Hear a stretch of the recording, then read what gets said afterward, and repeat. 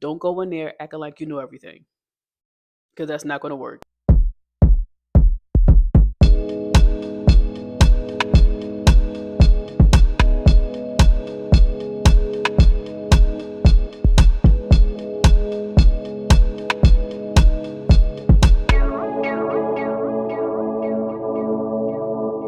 Hey, thank you for dropping in on my channel. I am Akila. I am your random creative. This video is kind of like a playlist of what you want to do, how you want to go into 2025 as a over 35, over 40 college student. Here's the thing. A lot of times we feel like we have like these weird icks about going back to school. You know what I mean? Number one, whether it's your first time, it's more of a I have all of this life experience and I don't even know what to expect being in school. Um, it could be a dream deferred. Maybe you went through life wanting to go to school, but life just kind of chose the other path for you so that you couldn't go to school. Or this is you who've already had a career, you've already went to school, and you're going back to school. So there's three different components that, this kind of goes for. The first thing I want to say, the first like tip mindset that I want to kind of talk to you about is number one, you do not know everything. I know that hurt. I know that hurt to say, and I know that hurt to even hear because I think at the point of in our late 30s or even our 40s, we've pretty much been set in stone in our ways. We've pretty much been set in stone of what we think, feel, or view about the world and culture in general. And what I want to tell you is that kind of mindset, when you're very set in stone of what you think things should be like, that's going to be such a detriment to you as you're trying to learn education, as you're trying to broaden your mind.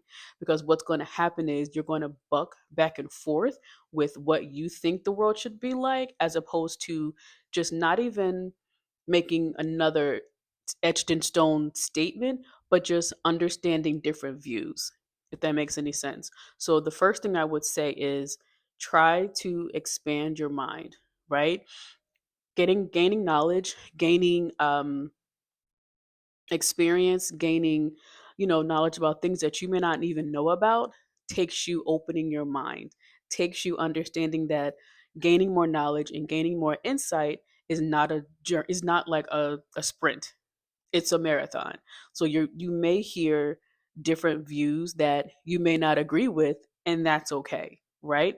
Because here's the thing, let's be very honest, we are in our late 30s, early 40s, mid 40s, some of us, right? So we have these very, statements, black and white, ideas about life. And what we haven't taken into consideration is the changing of culture, the changing of, ideas. And, even in college, even in school, like, this is a place where we can kind of set those black and white experiences or thoughts to the side and be able to grasp other things and even allow our actual mindsets to even emerge even the more. So the first, like I said, the first mindset I will tell you is we have to remember we are not we are not the teacher, we are not the professor, we are the student. So we have to be the student. We can't be the ones that's always ready to tell somebody what it is, tell somebody how it's supposed to be, because this is not our forte, right? We're learning, we're growing, and we have to be humble enough to say, we don't know everything. So let me sit in here and just be a student. Let that sink. Be a student, not the teacher, not a mother, not a father, you know, not any type of, what's the word I want to use? Any type of authority figure, right? You are able to just be a student. So do that. Just be a student. Number two, it's not funny, but I think it's just an obvious situation. Time management.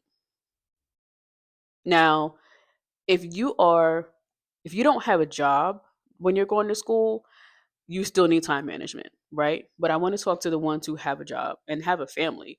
Like, I want to say that in itself is a very tricky thing because, on one hand, you have your responsibilities, you have your family, you have your job, and you have, things that need your attention. But what I would say is, I'm not going to tell you when to study. I'm not going to tell you when to do your essays and when to do, your discussions. That's completely up to you. But what I will say is, you have to get to the point where school is a priority just as well.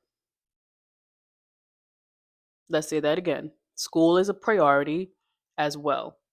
And you have to let your family understand how that's important to you. And you have to be able to tell them and, express to them what you need in this time. Because what we're not going to do is become Captain Save a Ho during school time, during the semester, when you have to have your brain power into your classes, into your discussions, and reading. We're not going to do that. We're not going to try to save everybody and be in school. We're not going to do that. So if you have a partner, this is the best time for you to say, look, we know I'm in school. I need your help. This is what I need you to do.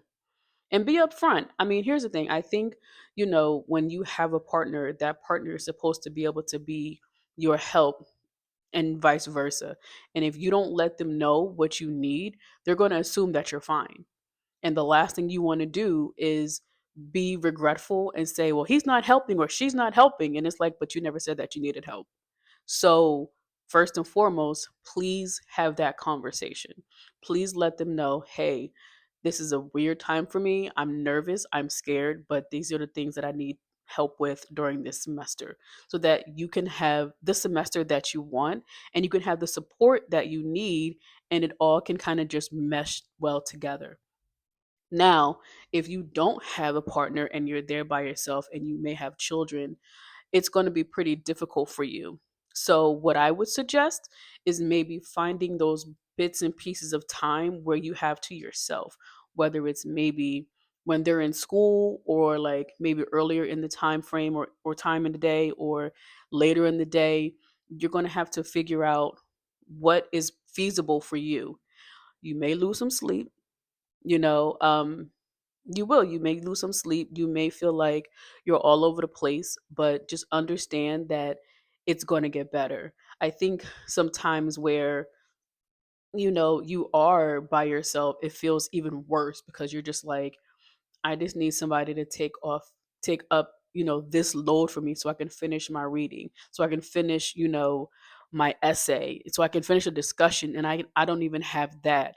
So I think if you have like any family around you that can kind of help you with that load, here's the thing, you may not have an actual partner, but you might have family that can actually step in and help you in your time of school.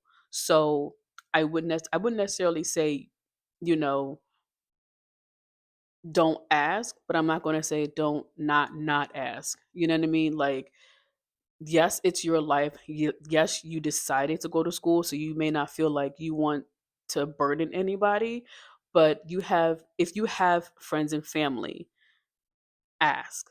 If you have, hey, do you mind picking up, my children with your kids? Do you mind, just ask. If it's a no, then you know. But the problem is we have at this age, at our big age, we have issues with asking for help because we feel like we should have had everything done already. And school, on top of that, you're just like, why? So what I would say to you is please ask. Let them know, do you mind? Because I have this school, I have this, essay, I have this coming up. Do you mind helping me out?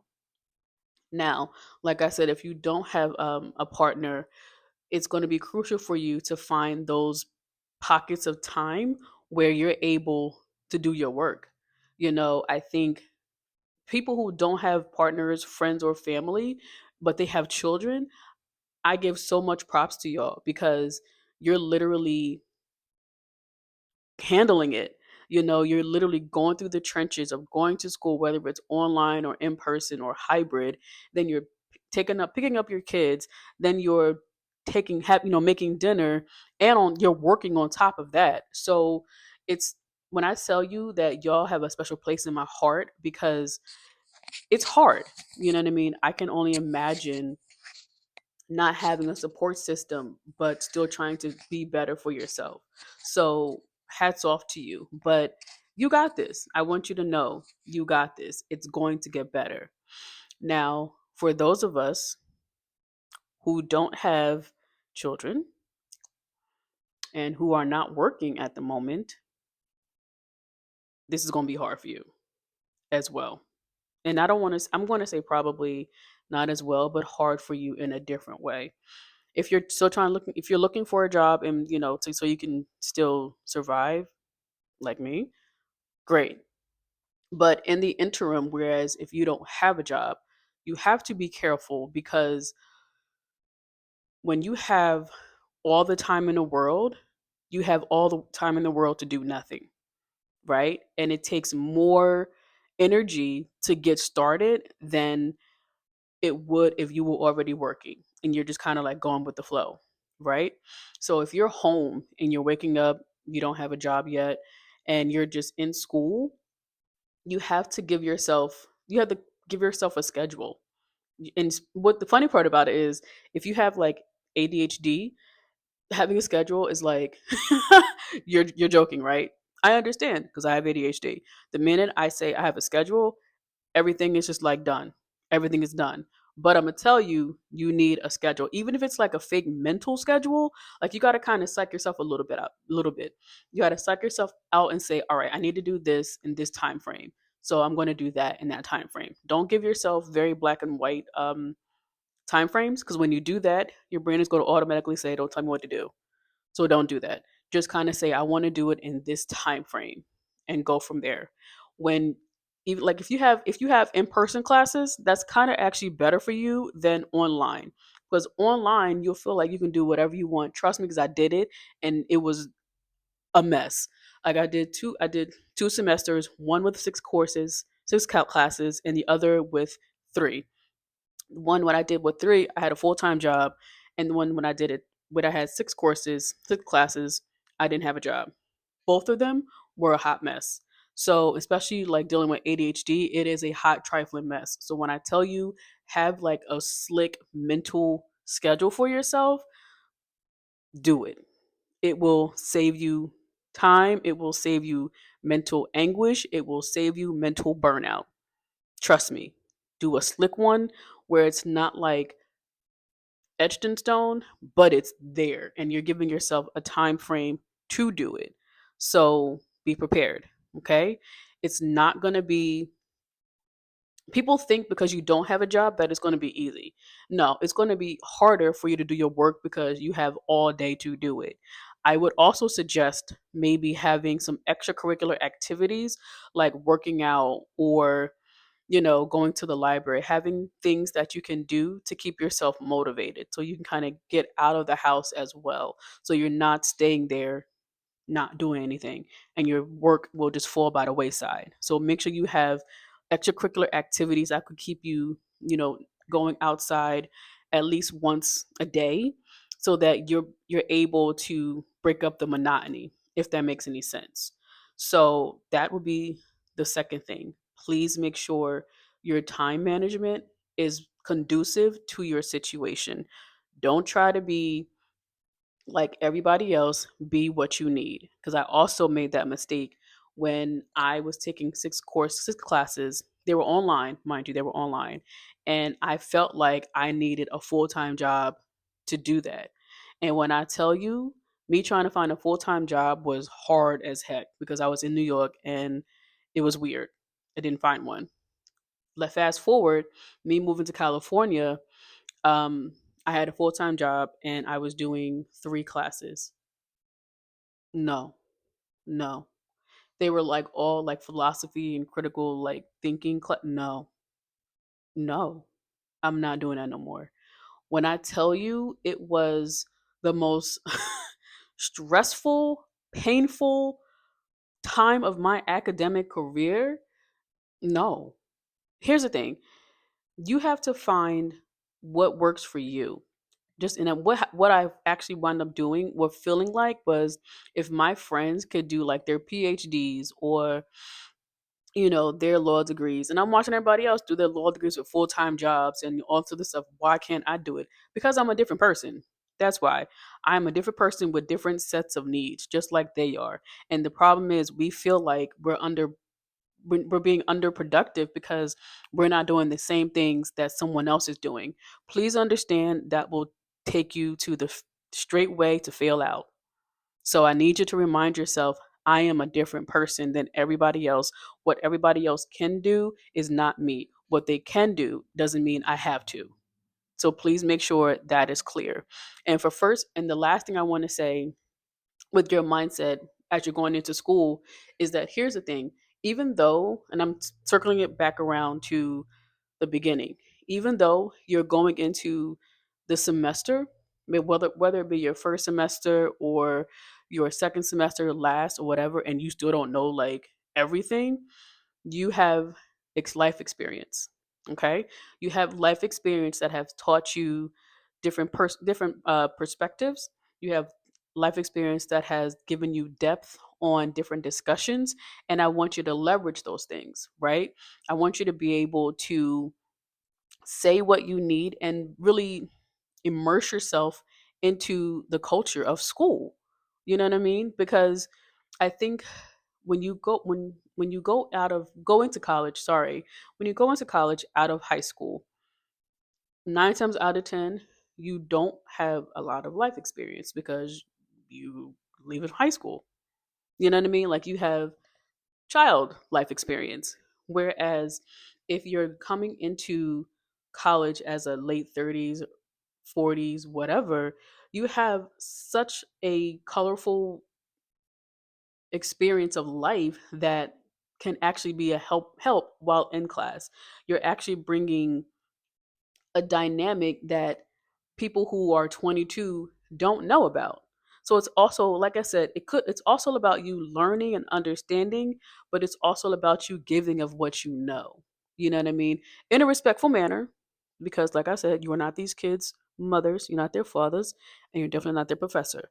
So when you're having discussions and when you're having, like thoughts of who you are, and you're getting into discussions about your subject matters, use your experience.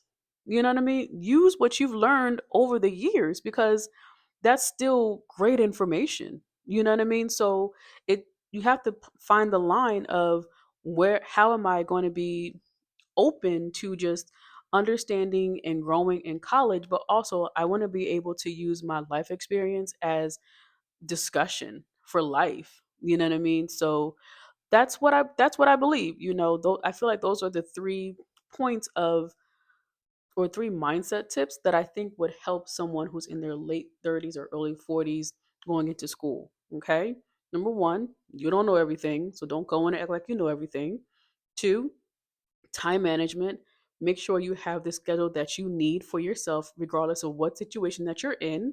And number three, utilize and leverage your experience to enhance the classroom experience.